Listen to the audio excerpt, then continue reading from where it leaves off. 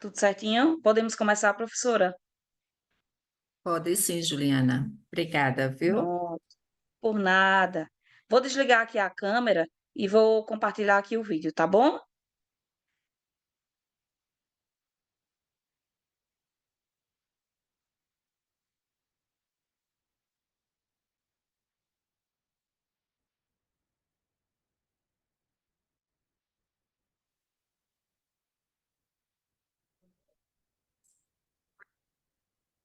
Olá a todos, me chamo Rafael Moreira Ribeiro e junto Todos conseguem escutar o áudio do vídeo?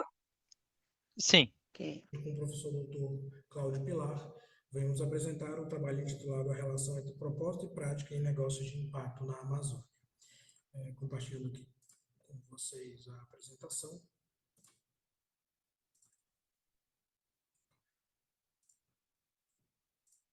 Bom, o trabalho é intitulado A Relação entre Propósito e Prática em Negócios de Impacto na Amazônia.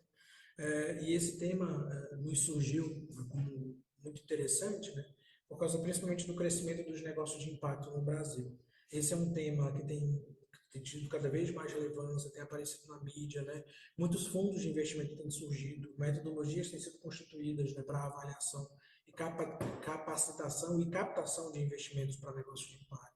E o principal objetivo desse trabalho é explorar a relação entre o propósito e a prática, e práticas reais dos negócios de impacto, principalmente no bioma amazônico, que foi o espaço de interesse pesquisado nessa pesquisa. Bom, o principal problema que nós queremos compreender é essa possibilidade do desalinhamento entre prática e propósito em negócios de impacto, né? Um negócio de impacto, ele tem um propósito declarado desde o início, né? Surge antes mesmo da conformação do negócio, muitas vezes motivado pela vontades pessoais do empreendedor. E aí, o entendimento é como é que esse nível, esse nexus interno, esse propósito, né, ele conduz a práticas organizacionais nessas empresas de impacto. No Brasil, os negócios de impacto, eles são entendidos como negócios que têm, além da finalidade de gerar resultado financeiro, né, econômico, comercial, também resolver ou ajudar a tratar ou mitigar um problema socioambiental. Então, esse conceito de negócio de impacto surge inicialmente com os negócios sociais por volta da década de 2000, isso no Brasil, e a partir da inclusão da agenda do ODS, né, dos Objetivos da Sustentabilidade da ONU, ligados ao meio ambiente, há uma mescla de dimensões social e ambiental, e aí começa a surgir, começa a se falar em negócios de impacto. Esses negócios, ao contrário de um negócio tradicional, eles têm que tomar muito cuidado, né? Um negócio tradicional, ele constitui sua reputação através da oferta de produtos e serviços que são avaliados pelos clientes. Já um negócio de impacto, além dessa perspectiva, ele já surge com um outro propósito declarado e um compromisso firmado com a sociedade. Esse compromisso, se ele é entendido como não assumido, ele gera um impacto, pode gerar um resultado negativo muito importante para as organizações. Para essa pesquisa foi utilizada a base de dados de uma aceleradora de negócios de impacto na Amazônia, com 112 negócios. Desses 112, alguns foram eliminados, restando 93. Essa eliminação se deu pela falta de informações, né, desses negócios. Essa utilização dessa base de dados, né, importa dizer que essa base de dados é para realização, para conseguir investimentos, né, para que esses negócios de impacto consigam investimentos para atuação na Amazônia. Essa base de dados ela tinha duas perguntas, né, que os empreendedores responderam. A primeira é qual é o problema socioambiental que o seu negócio ajuda a resolver, e a segunda é de que maneira o seu negócio ajuda a resolver esse problema declarado, né? E aí, as respostas autodeclaradas para essas duas perguntas passaram por análise de conteúdo, né? Primeiro uma decodificação, depois uma categorização dos códigos gerados. Como resultados, nós conseguimos caracterizar os negócios de impacto, pelo menos desse grupo, né, que foi pesquisado para esse artigo, né, que a natureza jurídica são mais simples, né, setores de atuação são muito ligados a produtos da ação sobre a economia ou serviços ambientais e ecossistêmicos, né, e a maioria dos negócios encontra-se em estágios iniciais, né. Para essa inscrição, para essa chamada, né, de negócios, os negócios foram avaliados em 5 níveis, né? Do mais da ideação, considerando o MVP, organização do negócio para escala e escala. A maioria dos negócios não passava de organização, né? Então, eles estão em estágios iniciais, não sendo grandes ou médias empresas, como geralmente conhecemos. As principais problemáticas identificadas são as mudanças climáticas, na ordem, né, de importância e de frequência encontradas nas respostas, mudanças climáticas, vulnerabilidade social, desperdício de desmatamento, e em quarto maior número nós temos as ausências, né? Ou seja, não foi encontrada naquela resposta declarada um problema socioambiental. Um outro resultado também é esse alinhamento entre propósito e prática, né? Desses 93, 65 dos negócios apresentaram um bom alinhamento entre problemática e solução proposta, né? Mais do que o resultado encontrado, é o resultado não encontrado que nos chama a atenção aqui. Ou seja, os negócios, essa diferença entre 93 e 65, o número de negócios que não se declararam, né? Isso seria, quais as motivações para isso, né? Um comportamento oportunista, um desconhecimento do que é um propósito ou um negócio de impacto, né? Então, várias questões se acercam em relação a esse resultado. E como conclusões para essa pesquisa, primeiro, um reforço da importância do propósito para esses negócios de impacto. Como falado anteriormente, um negócio de impacto surge com esse compromisso. Se esse compromisso não é percebido pelo seu cliente, isso pode trazer problemas reputacionais importantes, né? Outro ponto e uma sugestão que é deixada é a capacitação de empreendedores, inclusive não só ligados à temática, mas no geral, em metodologias de definição de propósito de impacto. Então, como é que isso pode ser constituído, organizado e apresentado, né? E por fim, para dirimir, né, comportamentos oportunistas, a avaliação de impacto, né? Então, existem vários mecanismos e metodologias e isso tem que ser reforçado, né? Então, essa avaliação de impacto ajuda a separar negócios que têm um propósito e prática muito bem declaradas e executadas de negócios que apresentam apenas comportamentos oportunistas. Essas são algumas referências para essa apresentação. Agradeço a atenção de todos e muito obrigado. Ok, pessoal, vou parar aqui o compartilhamento de tela.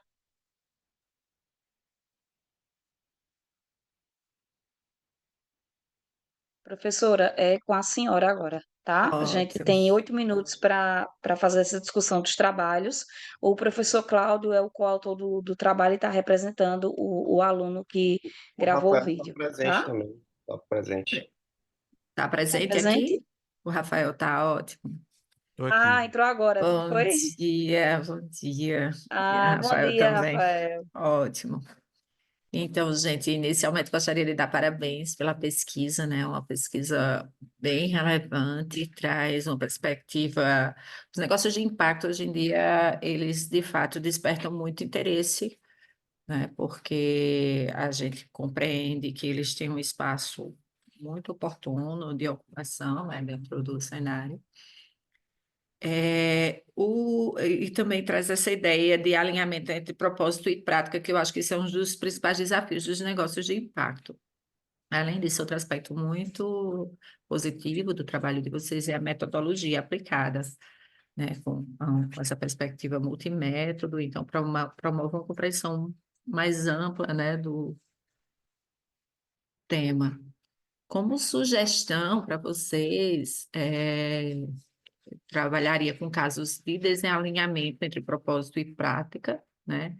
E quais seriam essas consequências específicas para os negócios de impacto e tentar fazer uma análise comparativa para estudos futuros, claro, né?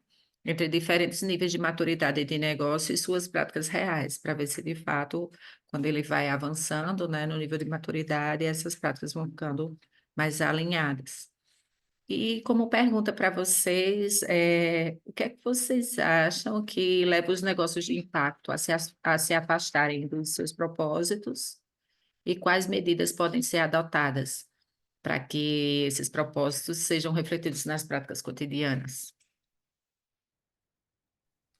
Perfeito, né? Respondendo aqui diretamente, a experiência prática, né, também dessas avaliações, também considerando uma outra pergunta que estava presente nesse formulário, era sobre o nível de faturamento desses negócios, né? Então, Uhum, até mesmo e a descrição era livre, né? Ele podia, não tinha uma tabela exata, uma forma bem determinada desde o começo para eles apresentarem. E as formas de apresentação dessa, por exemplo, do faturamento, elas já denotavam um baixo nível de conhecimento técnico, por exemplo, em finanças, nessa conformação cotidiana de finanças, né? Outras discussões que têm permeado o setor também estão relacionadas a essa noção de impacto primeiro ou resultado financeiro primeiro. Então, uhum. esse desalinhamento, muitas vezes, ele acontece com um choque frente à realidade, né? Então, a gente consegue observar isso, assim, falando do ponto de vista pragmático e prático, né? Então, é definido aquele propósito, aquilo faz o empreendedor avançar, nas suas primeiras definições, mas quando o negócio ele começa a se conformar e os desafios da realidade organizacional se apresentam, e isso acaba sendo deixado em segundo plano, né? Então, vai, vai se dando conta do que é possível ali dentro desse processo, né? Parece muito, acho que essa é a expressão, o choque com a realidade faz com que isso acabe assumindo um outro lugar de valor, ou outra prioridade dentro da agenda do empreendedor. Então, esse é um ponto. Pelo menos esse é um dos sinais que nós percebemos, né? Mas é lógico, ainda carece de maior aprofundamento em pesquisa. Ótimo, Rafael. Alguém quer fazer algum questionamento, algum comentário também? Mariana, Pietro? Pode falar, Oi, Pietro. vou fazer um comentário. Bom Bom dia. dia, pessoal. Primeiro, depois a gente vai ver ali no artigo que eu trouxe também, que é uma revisão de literatura sobre empresas sociais, né? E envolve negócio de impacto. E, cara, especificamente, esse desalinhamento entre prática e o propósito é algo que não é tão abordado na literatura. Então, só queria comentar aqui e trazer também como é relevante, né? Tipo, numa revisão de literatura ali, não, especificamente isso não aparece muito. Então, é um ótimo novo assunto, novo tema ali para pesquisar mesmo. Parabéns pelo trabalho. Obrigado, Pedro. Um dos pontos, só para fazer um comentário acerca, né? Um dos pontos que a gente colocou como sugestão na apresentação agora é de, por exemplo, melhorar a avaliação de impacto, né? Porque existem outros motivos que podem surgir para esse desalinhamento. Mas de experiência prática já aconteceu por exemplo, de conhecer negócios que tinham um bom referencial em mercado sobre impacto e aí, na realidade, na execução, tinham práticas até condenáveis, assim, se a gente pode dizer, expressar de outra forma. Então, é daí que surgiu esse desejo de pesquisar sobre isso, sabe? Então, eu falei assim, nossa, como assim? Você pode é tão fácil assim se denominar um negócio de impacto? Como é que a gente avalia isso? Como é que é avaliado, né? E aí a gente foi percebendo que na verdade, essas avaliações, elas são ainda estão muito incipientes, né, para o nível para mensurar mesmo, para avaliar mesmo se é um negócio de impacto, como é que funciona. Ainda temos um longo caminho a percorrer ainda. É um grande desafio mesmo, avaliar impacto, até porque envolve a questão da transformação social, né? Então, o negócio de impacto, ele não gera impacto de forma imediata, né? Então, tem um prazo para se gerar de fato, esse impacto. Então, alguém tem mais algum comentário, algum questionamento? Eu achei muito interessante o comentário do Pietro em relação a essa questão do propósito, que eu acho que esse é um dos principais desafios. É, eu ministro uma disciplina de empreendedorismo, que a gente faz modelagem de negócio de impacto. E é complicado quando você pensa negócio e impacto, essa questão entre o valor econômico e o social, de fato. É um desafio muito grande. Porque geralmente, quando a gente vai pensar em impacto social, a gente sempre remete a alguma coisa mais associada ao terceiro setor mesmo, né? Então, a lógica de negócio, eu acho que por isso que muitos se perdem nessa relação entre propósito e prática. Porque aí vai chegar um momento em que a pessoa precisa tomar uma decisão, né? É... Ok, Cláudio, quer comentar alguma coisa? Você é do doutorado, Rafael? Do aluno do doutorado? Isso, aluno do doutorado, no Tudo FPB. bem. Ah, O, que legal. o Rafael foi meu aluno na disciplina do doutorado Uhum. e a gente desenvolveu esse trabalho, no caso eu na orientação, e quando o Rafael falou dessas situações que ele faz esse trabalho da própria empresa lá que ele gerencia, e ele foi me Uhum. contando algumas situações que eu tô em São Paulo, né, tava fazendo a visita e como a professora Verônica comentou, eu até falei assim, Rafael, tem aqui no Bradesco o pessoal querendo investir em negócios, só que é muito difícil encontrar alguém que se enquadre, né, algum negócio que se enquadre nas especificações, no caso, do negócio de impacto, né? Então, até falar que há um acompanhamento, né, do trabalho do Rafael de verificar se aquelas empresas que estão investindo lá no local se estão de fato realizando ali a atividade proposta, né? Então, é um trabalho bem interessante do Rafael que ele está desenvolvendo. Muito bem, que bom, parabéns aos dois. Viu? Juliana, podemos passar para o próximo?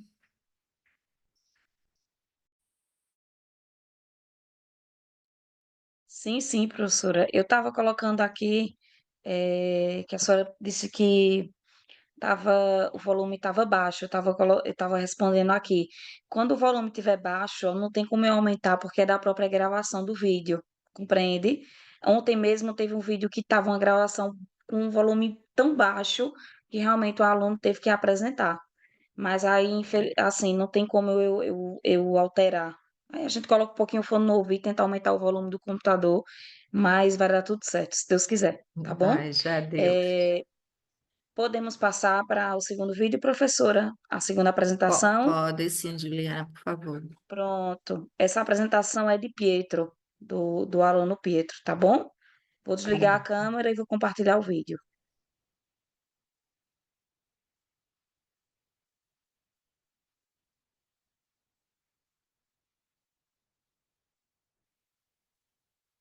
Olá a todos e todas. Eu vou apresentar aqui o trabalho intitulado Barreiras de Social Enterprise, uma revisão sistemática de literatura e agenda de pesquisas futuras, categorizado na 27ª edição do SEMEAD como artigo teórico na área de empreendedorismo e tema empreendedorismo social.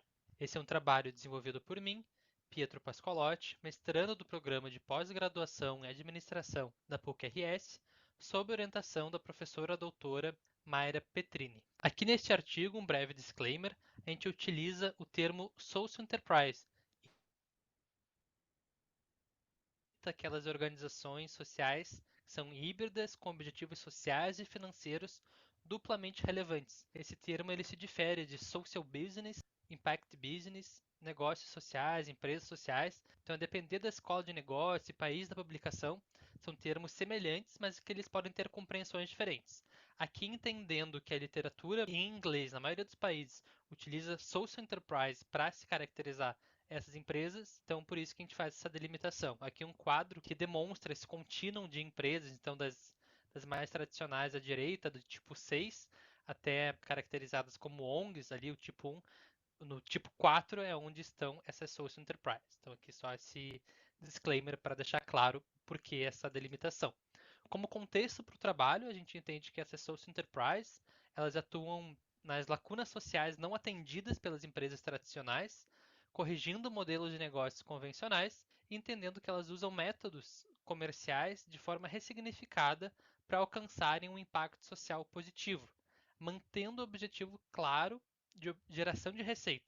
Então, por isso que elas são consideradas empresas híbridas, esse ideal híbrido olhando para o social e para o financeiro de forma igual, né? Com motivação da pesquisa, a gente compreende que existe uma necessidade dessas organizações equilibrarem, então, essas atividades para gerar receita, captar recurso com os seus objetivos sociais. E, apesar desse equilíbrio, ele é possível, mas ele também é muito difícil. Mas ele pode acontecer para essas organizações atingirem a viabilidade financeira, a sustentabilidade econômica e assim atenderem os mais diversos ODS da ONU. Mas a gente entende também que há complicações gerais, né, que permeiam o grande universo de social enterprise em todo o mundo para o acesso a recursos financeiros. Sendo assim, esse é um cenário desafiador para essas organizações. Aqui como justificativa, né, a gente entende que é insuficiente o número de investigações dentro da área da administração que estudem essas organizações de forma a entender quais são as principais barreiras para acesso a recursos financeiros.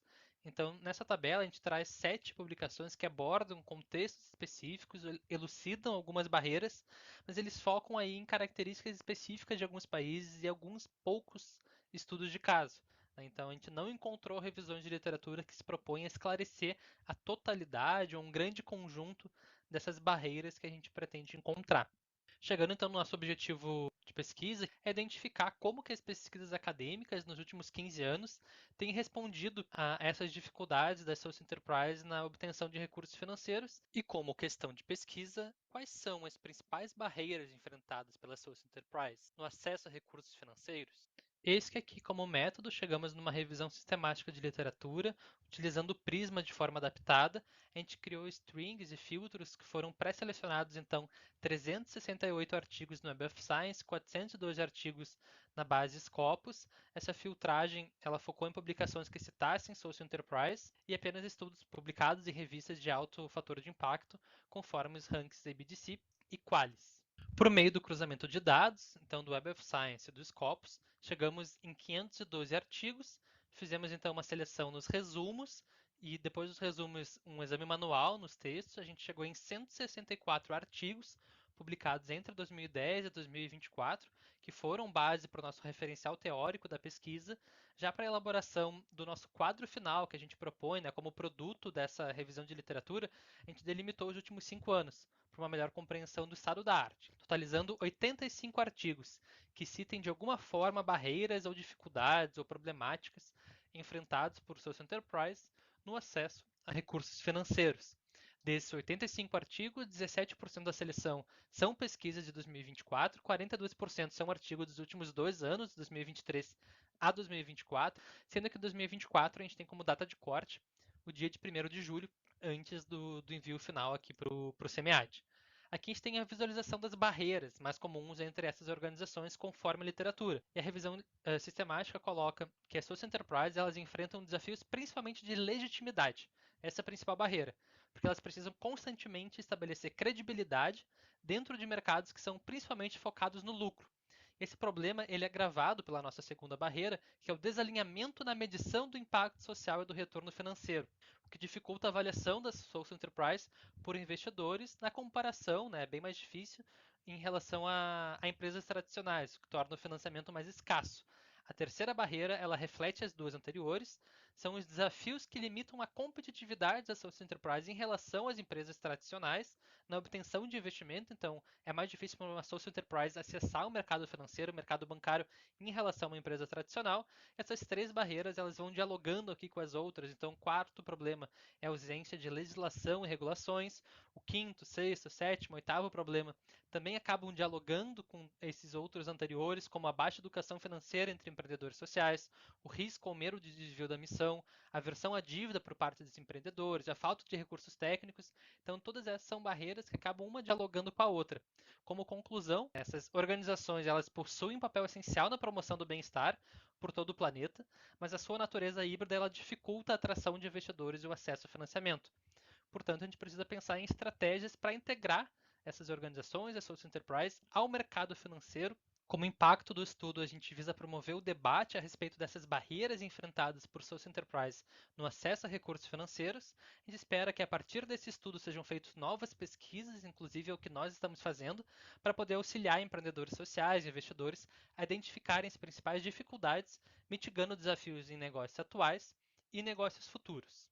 Na nossa agenda de pesquisas futuras, as 3 principais que a gente coloca é o estudo das estratégias para as social enterprise superarem as barreiras levantadas, a identificação das ferramentas e modelos de financiamento possíveis para essas organizações e como que as empresas estão lidando e utilizando a medição do impacto social do retorno financeiro, o SROI.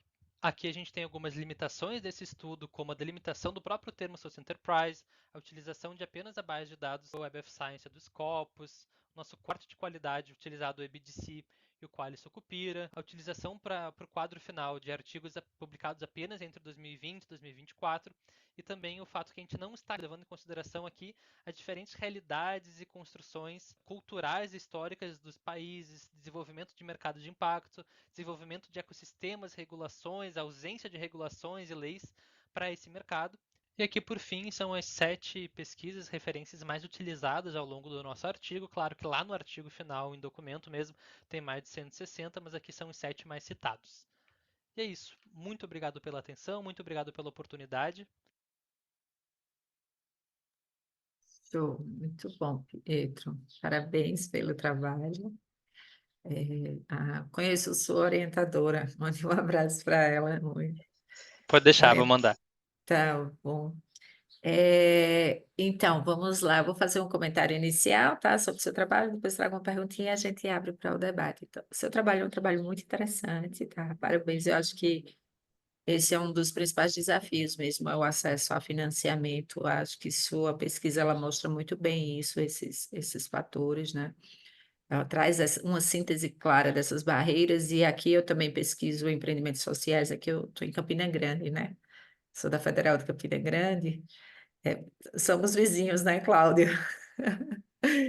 Isso. E aí, nas nossas pesquisas, a gente vê muito claramente isso, como um dos principais desafios para os empreendimentos sociais, a questão do financiamento e as barreiras que você traz também, elas são muito evidentes, assim, então é uma representação muito clara, essa questão da falta de legitimidade, a própria medição de impacto que você falou, junto com o trabalho do Rafael, né, que aí a gente vê que isso também traz alguns empecilhos. E o seu framework, ele destaca bem esses desafios, né? Como sugestão de melhoria, ou enfim, eu acho que alguns exemplos práticos de empreendimentos que superaram as barreiras mencionadas podem enriquecer o contexto e proporcionar insights práticos, e também fazer uma discussão sobre a influência de políticas públicas ou incentivos governamentais para expandir esse tipo de empreendimento, que eu acho que ainda a gente tem uma dificuldade, por exemplo, aqui na Paraíba, eu não sei se Cláudio sabe, mas aqui na Paraíba a gente tem uma lei estadual de fomento a negócios de impacto. Só que ela foi aprovada na Assembleia Legislativa, mas ela ainda não tem os seus efeitos, né, práticos. Então, a gente, inclusive nessa questão de fomento e financiamento, então isso é um grande empecilho. E aí eu queria que você me respondesse, por favor, como é que você acredita que esses empreendimentos sociais eles poderiam melhorar a comunicação do impacto social para atrair mais investidores? Quais estratégias que você acha que deveriam ser trabalhadas? Certo. Bom dia novamente, né, pessoal? Se tiver algum barulho no fundo, por favor, me avisem. O vizinho começou uma obra agora, nesse horário. Impressionante. Então, respondendo ali a pergunta, até complementar a pergunta, né? Esse estudo, eu estou fazendo mestrado, né? É um estudo inicial que a gente começou ali. A gente até queria aprofundar um pouco melhor ele. Teve alguns empecilhos aqui no início do ano, aqui no Rio Grande do Sul. Mas Uhum. pelo que a gente tá vendo ali, a gente já chegou em 23 barreiras ali. Esse artigo são 15 primeiras. E a gente já chegou também em 33 estratégias para superar essas barreiras. Ah, que E, legal. e a ideia é construir um framework mais completo, né? Então, colocar barreiras, estratégias, instrumentos financeiros também. E uma Uhum. das estratégias ali é justamente essa divulgação, né, desse impacto e relatórios. Então, o SROI acaba sendo uma das ferramentas possíveis, mais utilizadas ali e comentadas na academia também, para medir esse impacto, tanto no retorno financeiro quanto do impacto social, e conseguir divulgar, então, ter relatórios. A gente já começa a trazer também agora em pesquisas mais recentes que a gente está fazendo, exemplos, principalmente de mecanismos lá dentro da Europa. Então, tem alguns fundos de investimento lá que estão apoiando o negócio de impacto a construir os seus próprios relatórios dentro das pequenas empresas. Então, é a forma como esses negócios estão encontrando, e principalmente por mídias digitais. É uma das estratégias que a gente vê também. Então, a construção de sites, então, coisas que são simples para negócios tradicionais. A gente olha lá, todo negócio tradicional tem que ter presença em rede social, tem que ter o seu site, mas a gente entende que para os negócios sociais acaba não sendo tão comum ou tão trabalhado essa estratégia. Então, a gente vê que são estratégias de negócios tradicionais, como que a gente implementa nos negócios de impacto, né, empresas sociais. nessa divulgação. Então, é principalmente por mídias, que é um canal mais fácil, acessível, que não demanda tanto recurso, né? Mas, claro, a construção dos relatórios daí que depende dessa implementação de SROI, como o Rafael e o Cláudio trouxeram também. Como que a gente começa a implementar mais formas de medir o impacto, medir o retorno, até a gente pensou em começar uma outra pesquisa aqui também, que foi como que a gente adapta a valuation. Então, hoje em dia é muito comum para negócios tradicionais como fazer valuation, tá? Mas como que a gente adapta a valuation para empresas sociais? Outro ponto também é o índice de Sharpe. Então, dentro do mercado financeiro, é muito aplicado o índice de Sharpe para medir o risco de investimento em alguns negócios tradicionais. Mas como que a gente adapta o índice de Sharpe para negócios de impacto? Não existe hoje. Ou pelo menos pelo que a gente pesquisou aqui, não é utilizado. Então, adaptações de ferramentas do mercado, não só instrumentos financeiros, né, para o recurso financeiro, mas também adaptar essas ferramentas. Ótimo, Pietro, muito bem. Alguma pergunta, Cláudio, Rafael, Mariana, Juliana? Algum comentário? Cláudio, É, bom dia, Pedro. Parabéns pelo trabalho desenvolvido. Só uma dúvida. Você fez uma revisão sistemática de 15 anos, foi isso? Ou não? Ou Isso. o período total? O período total ele é 15 anos. O que entra ali nesse framework, nesse quadro final, são os últimos 5, justamente por conta do tempo ali, como eu comentei, Uhum. queria trazer os 15 dentro do framework, mas eu vou até depois pegar o nome de vocês também, enviar o convite. Dia 29 eu vou fazer a defesa do projeto inicial e que a gente já apresenta últimos 15 anos, como eu comentei, barreiras, instrumentos, ferramentas, Uhum. tudo isso juntos também, porque a ideia é complementar e pegar mais insights também, tá? Dessa Entendi. Não, vivendo a porque ontem, experiência. ontem eu estava na sessão e uma professora ela fez um comentário que foi interessante, que aí pensando na publicação do seu trabalho, falando que algumas revistas elas não estão mais aceitando uma revisão sistemática da literatura, digamos assim, você teria que aprofundar mais em relação à sua análise, digamos, você pegou um período de 15 anos. Mas lá você teria que pegar todo o período desde o início do negócio de impacto até atualmente, né? Outra coisa que foi falada é a questão de você fazer uma meta-análise.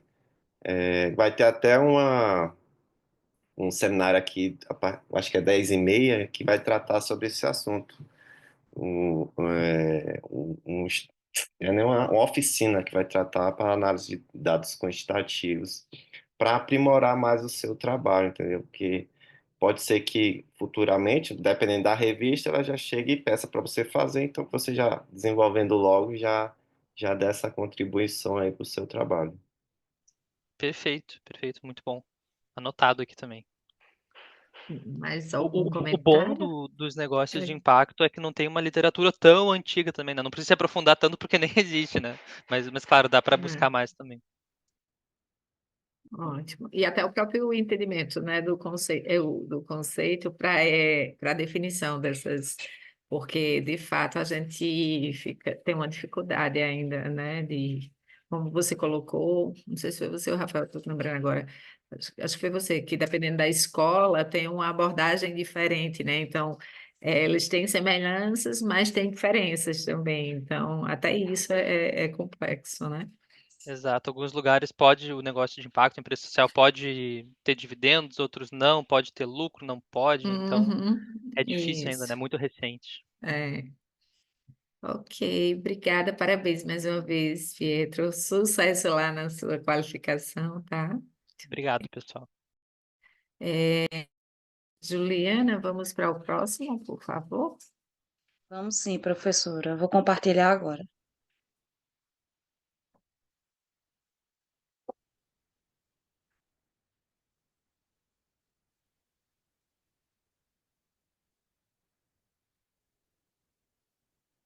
Meu nome é Mariana, eu vou apresentar o trabalho Ecossistemas como Viabilizadores de Negócios na Base da Pirâmide. O trabalho foi produzido por mim, com a participação e orientação da professora Mali Monteiro de Carvalho. O trabalho articula três conceitos que são fundamentais para a discussão, que é a base da pirâmide, os mercados da base da pirâmide, os modelos de negócio para os mercados da base da pirâmide. Então, são modelos de negócio que são configurados com um objetivo duplo, que é ter um retorno econômico, mas também resolver questões sociais. Esses negócios podem ser gerados pela própria população na base da pirâmide, que está em vulnerabilidade econômica, ou por atores externos que chegam ali para propor uma solução para essa população. E existem muitos desafios contextuais e existe uma percepção de que se encontrou uma barreira e a gente não consegue evoluir na configuração de negócios que deem certo.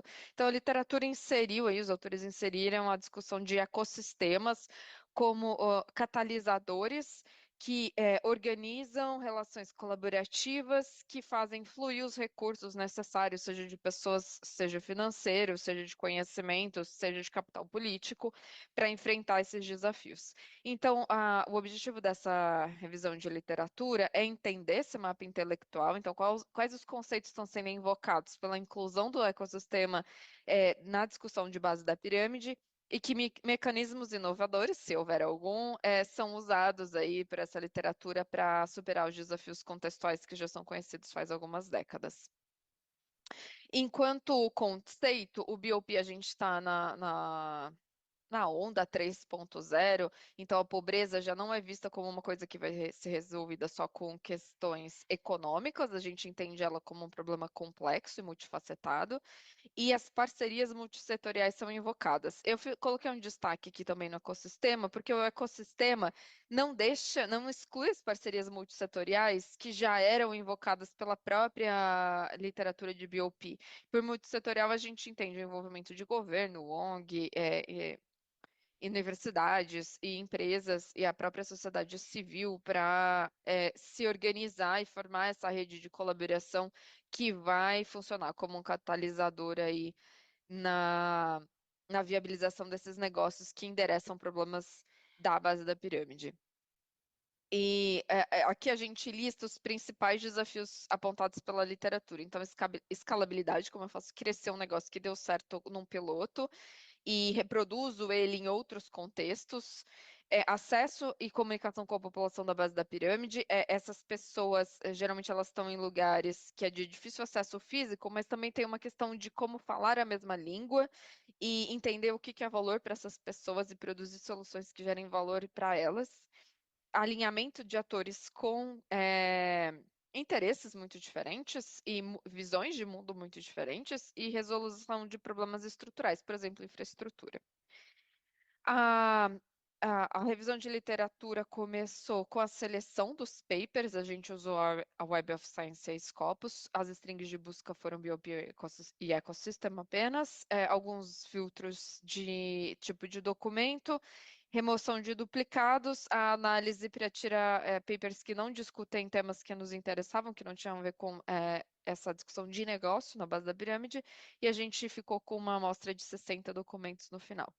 Os metadados desses artigos foram processados usando o BiblioShine e a gente gerou três mapas. O primeiro é um co-occurrence de keywords. A gente usou os keywords dos autores e não aqueles keywords padronizados pelas revistas. A gente testou os dois e achou que esse gerava mais insights.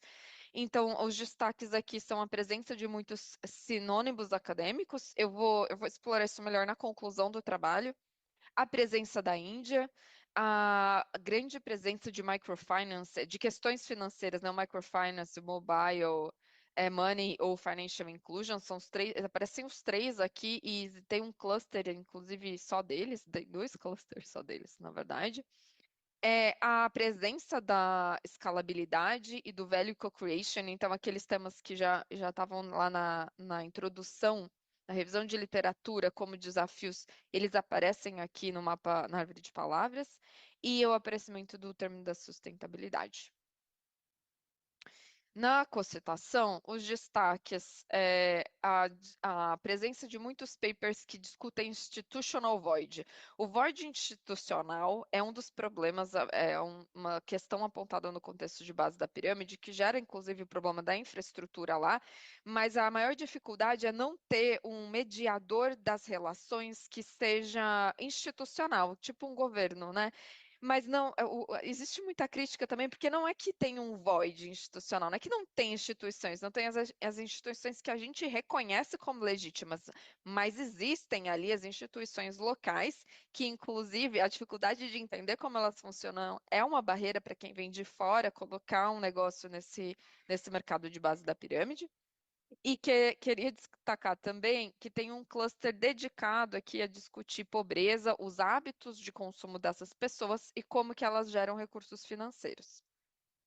E no mapa temático, eu quero destacar de novo a presença da questão financeira aqui no Basic Themes e também a presença de muitos sinônimos. Social Entrepreneurship com Entrepreneurship BOP, o Emerging Economies com Substance Marketplace, que é uma coisa também que a gente vai discutir agora na conclusão. Então, voltando para as perguntas, né? Qual que é o mapa intelectual? O mapa intelectual não está consolidado. Então, por exemplo, na primeira linha aqui, termos que podem ser considerados como sinônimos acadêmicos, vamos colocar isso entre muitas aspas, mas BOP, Subsistence Marketplace, Low Income Market, Emerging Economies, estão discutindo temas correlatos, então pode ser que tenha discussões acontecendo de forma paralela, que a gente tenha uma oportunidade ali de cruzar, de fazer uma cross-fertilização e tirar insights. O mesmo na linha de baixo. Então, bricolagem, eu não coloquei o Frugal Innovation porque ele não apareceu nesta revisão, mas ele apareceu em outras. Social Entrepreneurship, Inclusive Business, Developing Country Inclusion, são todos temas que estão discutindo como eu gero soluções inovadoras em contextos de poucos recursos. E aí, também pode ter uma cross-fertilização interessante aqui. Eu queria destacar o foco em África e Índia. Um aparece num mapa, outro aparece no outro, mas não aparece Latin America. Então, a gente tem oportunidade aqui para inserir a América Latina nessa discussão e a importância da inserção financeira, que aparece bastante. E aí, falando de Latin America com inserção financeira, eu queria destacar que não aparece discussão de moedas sociais, que é uma solução que o Brasil tem e usa muito, e que eu também acho que é uma oportunidade interessante para a gente inserir isso na discussão de modelos de negócio para base da pirâmide, né? Porque as moedas financeiras não deixam de ser uma forma de viabilizar esses negócios. Sobre os mecanismos inovadores, não surgiram inovadores. Os mecanismos que são usados aqui para superar os desafios contextuais são muito similares ao que já existia na base da pirâmide. Então, a gente fala de que adaptabilidade e escalabilidade ainda são desafios. Ainda existe a necessidade de um catalisador para viabilizar a confluência de recurso, conhecimento e competência, e aí se coloca aqui nessa literatura o ecossistema como esse catalisador. É, é, os papers reforçam que as relações colaborativas são necessárias, e aí a gente tem termos como networks ou social environments também falando, endereçando isso, né, além do próprio ecossistema. O reforço de que a pobreza é um problema que requer muito mais do que geração de recursos financeiros para ser resolvida. Obrigada.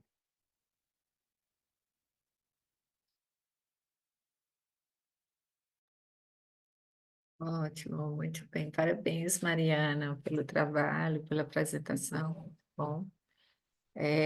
O tema e negócios para a base da pirâmide também está bem alinhado com os meninos trouxeram.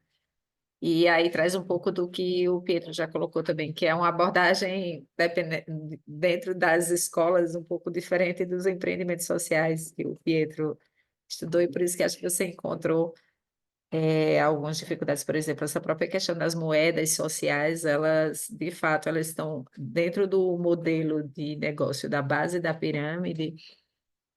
Ela não é tão utilizada porque tem uma abordagem teórica que diz que os modelos de negócio da base da pirâmide não necessariamente eles são, como é que a gente poderia muitas vezes empresas grandes, já tradicionais, elas criam uma unidade de negócio direcionada para a base da pirâmide. Então, é uma forma de atender uma demanda de mercado que é muito grande ainda e que não tem produtos direcionados.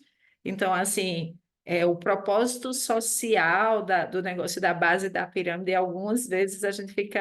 É atender àquela demanda, assim. Às vezes colocar um produto a um custo mais baixo, que consiga a pessoa ter acesso, enfim, essa lógica de propósito mesmo, de impacto social, muitas vezes fica de fora. Então, por isso que as moedas sociais acho que nem apareceram ainda, porque as moedas sociais é uma estratégia muito direcionada para gerar o acesso a financiamento. E muitas vezes a financiamento a baixo custo, viu? Né? Então, a gente tem um Banco Palmas aqui, eu não sei de onde você é, mas a gente tem um Banco Palmas no Ceará, que é o primeiro banco que trabalha com moeda social no Brasil e que tem um impacto social enorme e que é bem afastado assim da lógica tradicional de mercado. Mas sobre o seu trabalho especificamente, você traz uma análise detalhada dos desafios enfrentados por esses modelos de negócio bem embasada. Sua revisão sistemática também traz um rigor, né, na definição do processo para a identificação dos estudos que foram considerados e o próprio conceito de ecossistema que você traz, né? De uma forma bem articulada, trazendo essa perspectiva de colaboração, que eu acho que isso é um dos grandes desafios também. Pietro trouxe a fonte de financiamento, eu acho que até a própria inserção dentro dos ecossistemas desse negócio. Desculpa, gente, só um pouquinho.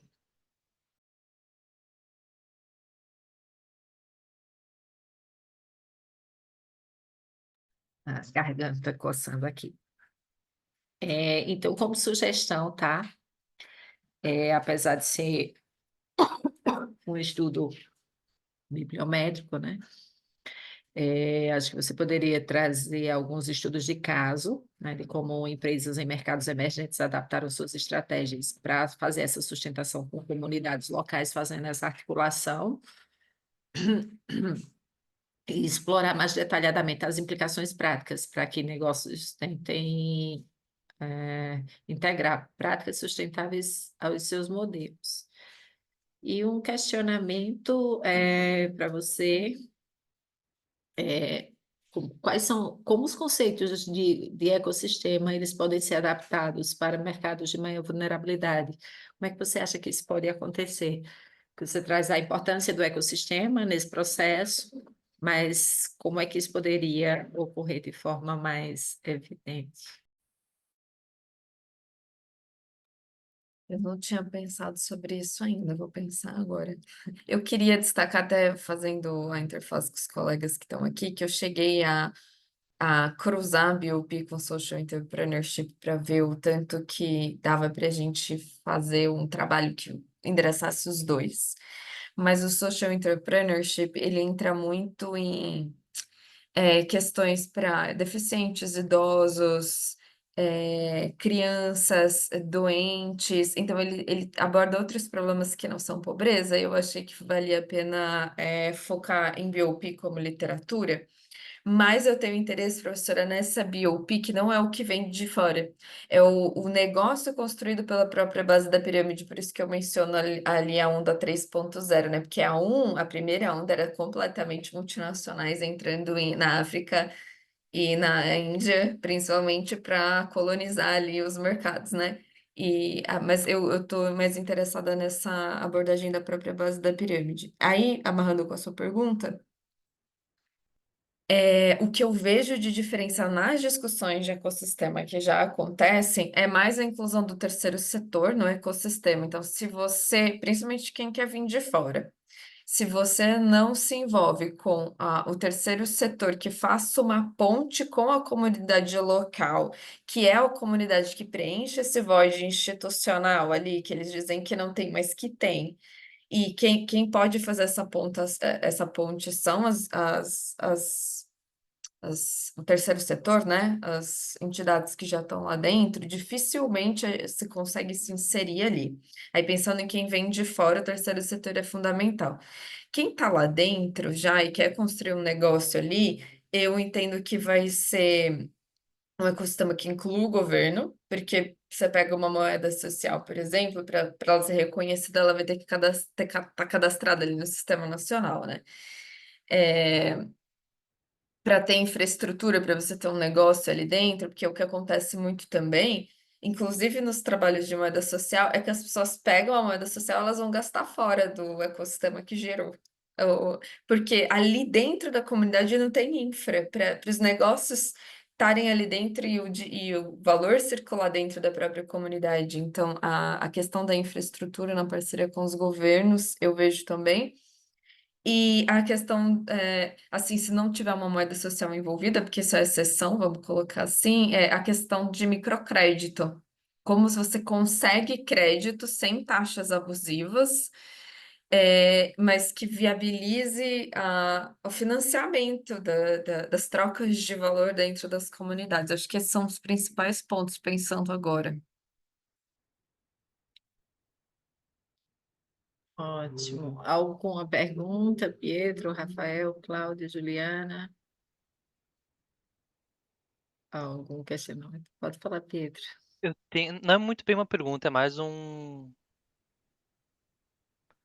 comentário e sei lá, jogar uma ideia, assim, tá? Eu tenho uma colega que ela estuda bastante a base da pirâmide e ela traz alguns pontos dessas empresas multinacionais, enfim, que estão da onda 1.0, 2.0, Uhum. dessa terceira onda também. Eu achei muito legal, eu queria pesquisar mais, mas preciso focar aqui onde eu tô. Aham. Acho um tema muito relevante, parabéns pelo trabalho. Mas também te vê, e essa colega, pelo que eu conversei com ela também, tem uma questão muito forte do marketing, né, para Sim. essas organizações. E como tu enxerga ou vê, o que tu entende sobre essas empresas multinacionais que elas têm muito mais poder para o marketing, né? E essas empresas mais locais, essas ideias mais locais lá, que de fato são a base da pirâmide, feita para a base da pirâmide, lá dentro, pensada para isso, às vezes ela não tem esse poder do marketing, essa ideia, esse entendimento também, né? E sei lá se tu chegou a ver essa diferença e como Tem, usar, tem né? Tem todo um cluster de literatura voltado para o marketing. Eu, particularmente, não entrei, porque quando você vai pegando esses temas paralelos, cada um é um universo, né? Mas das coisas que eu já li, quem vem de fora com essa abordagem tem muita dificuldade de fazer um marketing que converse com essas pessoas, porque a linguagem é muito diferente. Então, tem toda uma literatura que discute até como que você se insere dentro da comunidade e conquista os líderes comunitários para eles passarem a mensagem que você de fora não consegue passar. Tem muito dessa discussão, assim, tem toda uma estratégia de como você entra e convence as pessoas a comprar o seu produto e comunica o valor do produto. Não estou falando que os produtos não têm valor, tá? Mas é que a discussão vai mais nisso, porque mesmo você tendo muito mais poder e uma máquina, a adaptação de linguagem não é poder econômico, é contato. É estar lá dentro da comunidade, é entender o que é valor para aquelas pessoas e conseguir comunicar. A outra coisa que eu tinha pensado em te falar me fugiu agora. Esqueci. Ah, Tu quem tá lá esquece e lembra de dentro. novo. Quem tá lá dentro não precisa disso, sabe? Porque quem tá lá dentro já se comunica com as pessoas e já sabe o que é valor para elas. Ah, lembrei, outro tema que eu ia falar, que aparece quando tem essa discussão de marketing, né, de entrada, é realmente mais nas relações trabalhistas. Porque conforme você vai evoluindo da 1.1 para 1.2, o BOP vai deixando de ser só consumidor e ele se torna força de trabalho também. E aí, o que mais se discute na relação das forças de poder não é no marketing, é nas relações trabalhistas. E aí a 3.0 já tenta sair disso tudo e falar, não, tá bom, então vamos considerar eles empreendedores e para a gente não ter que lidar com essa questão da dificuldade de entrar e nem com o desbalanceamento de poder quando você coloca eles como seus empregados, vamos dizer assim. Show. Ótimo. Mais algum comentário? Rafael, Cláudio, Juliana? Mas é difícil focar. Eu tô precisando focar agora.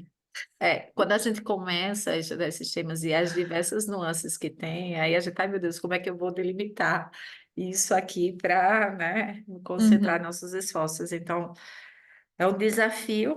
Eu acho que outro desafio que você pode também, Mariana, focar é nas questões culturais e econômicas que impactam esses ecossistemas, porque esses aspectos acabam influenciando muito, né?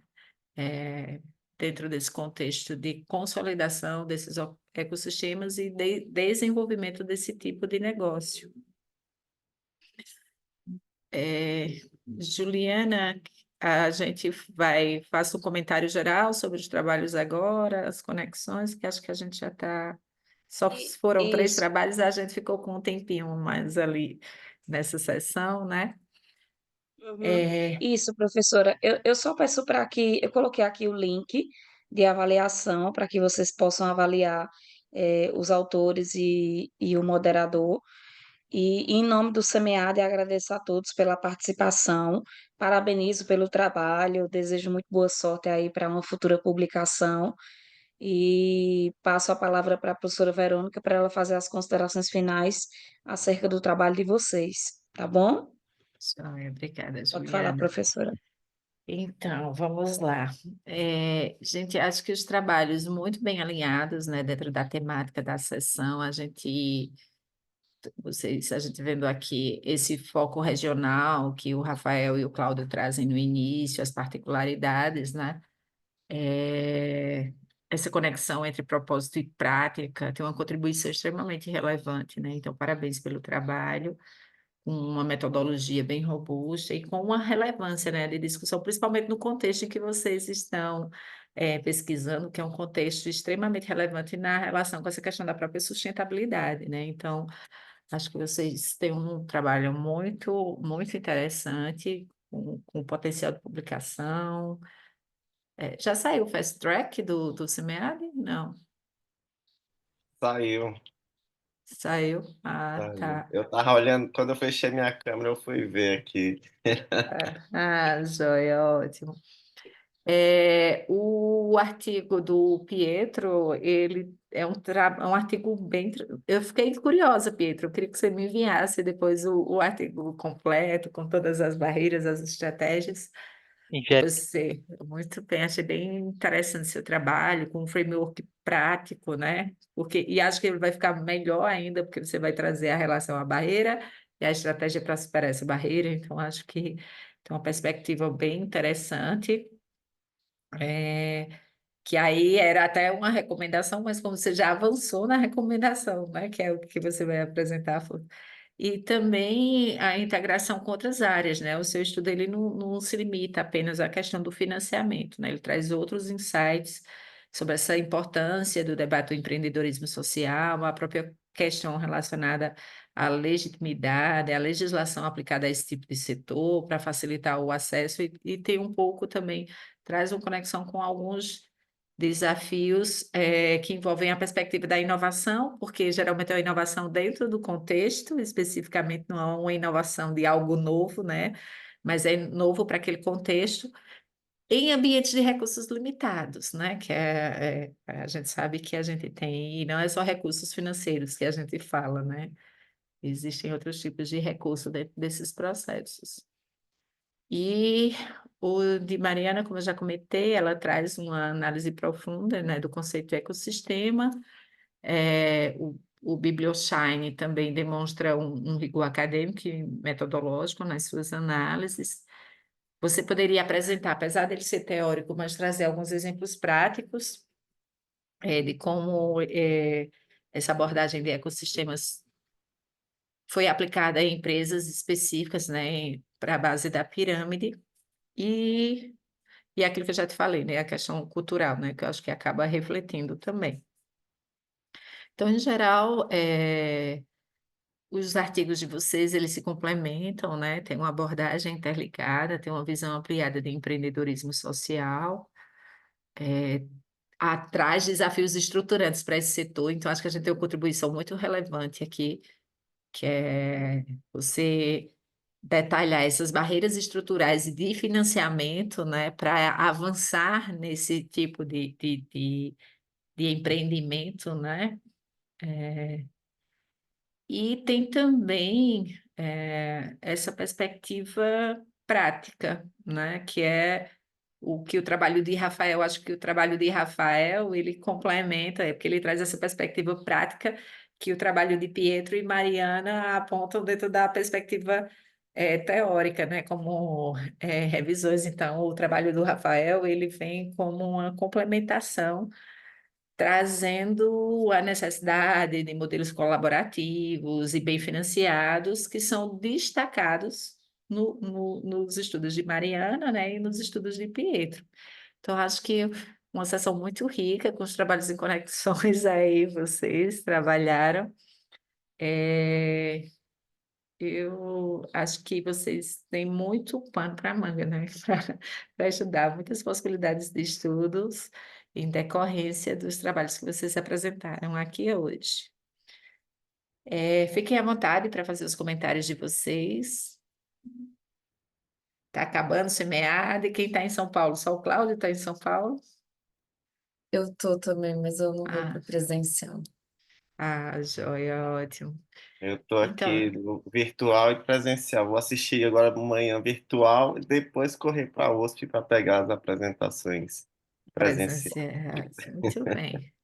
Professora, Ótimo. eu comecei a Oi. entrar recentemente numa questão de justiça social, que eu não Uhum. quero que vire mais um buraco de coelho para mim, nas áreas que eu já entrei, mas eu pensei eu nos estudos de caso que eu estou pensando, e obviamente moedas sociais é um deles, até pelo tanto que eu Aham, mencionei, mas eu também pensei em usar a CUFA e as formas de aham. organização dentro das favelas Das como favelas. caso. O Aham, próprio MST eu pensei como um caso, talvez, de organização na base da pirâmide, uhum. mas de fazer uma ponte com a justiça social. Eu não sei se você tem uma opinião sobre isso, assim, como argumentação, se estrutura, eu combinar, para eu não ficar com esse BOP tão comercial e colocar um Uhum. viés social, de trazer uma questão de estruturação de empresas da própria base da pirâmide que colocam uma componente de justiça social, assim. Assim, eu acho que a justiça social ela é uma temática extremamente relevante dentro do contexto de sustentabilidade, e não existe sustentabilidade sem a gente discutir justiça social efetivamente, né? E sem a gente discutir também a questão das desigualdades. O BOP, ele trabalha muito na perspectiva de acesso a consumo para pessoas pobres, né? Só que a justiça social, ela não envolve só essa questão de acesso a consumo, né? Existem inúmeras outras desigualdades que têm que ser tratadas dentro dessa lógica da sustentabilidade. Então, acho que você pode sim questionar, muitas vezes não é nem reforçar esse papel, mas até uma perspectiva mais crítica também em relação ao próprio modelo de negócio da base da pirâmide, porque a ideia é gerar acesso de qualidade, enfim, o que seria justiça social dentro desse modelo de negócio de base da pirâmide, entendeu? Então, eu traria uma perspectiva mais crítica, mais questionadora, até para refletir sobre esses papéis, o papel desses negócios dentro desse ecossistema de sustentabilidade, se não fica só mais dentro de um escopo de uma estratégia de atender um nicho de mercado, enfim, que tem uma demanda que a gente coloca lá, mas ser uma responsabilidade, de fato, com a questão da justiça social. Eu acho que dá um paper interessante, alguns questionamentos mais críticos em relação até o próprio modelo de negócio, sabe? Para ele avançar, de fato, como não só uma abordagem de comercialização, como você está colocando, né? De unidade estratégica de negócio para algo que, de fato, impacte a sociedade, né? Em termos de justiça social. Porque aí a gente tem, se você pensar nos 3 macro objetivos do desenvolvimento sustentável e da sustentabilidade, o que é que a gente tem? A gente tem a questão do acesso a recursos, que envolve os modelos, mas quando você aborda os 2 outros grandes, que é a proteção ambiental e a justiça social, aí você fica em questionamento em relação a essas questões. Então, ele atende um dos grandes objetivos, né? Mas a gente não pode ter a visão mais fragmentada dentro de um ambiente em que a gente vê a importância da gente ter essas considerações em relação aos modelos de negócio e o impacto que eles geram na sociedade e no meio ambiente. Ok, então é isso, gente. Mais algum comentário, algum questionamento? Então, queria agradecer a presença de vocês, né? Muito bom estar aqui com vocês nessa manhã de sexta-feira. As temáticas extremamente relevantes continuem avançando nos seus estudos, né? E a gente se encontra uma próxima vez, tá bom?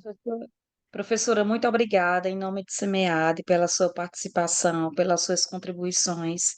Mais uma vez, parabenizo aos autores pelo trabalho desenvolvido e desejo muito boa sorte aí para as futuras publicações, tá? Tá. Sucesso. Eh, Encerramos por aqui? Encerramos. Obrigada, viu, Juliana? Tchau, Cláudio. Tchau, Pietro. Obrigado, bom Tchau, dia a Mariana. Tchau, todos. Juliana. Bom Bom Tchau, dia. dia. tchau. Obrigado, Tchau, professor. tchau. Tchau. Tchau.